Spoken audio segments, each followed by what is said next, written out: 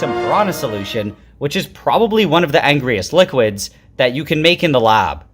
To do this, I just have to start with some concentrated sulfuric acid and then carefully add 30% hydrogen peroxide. It's important that I do this very carefully and to never add too much peroxide,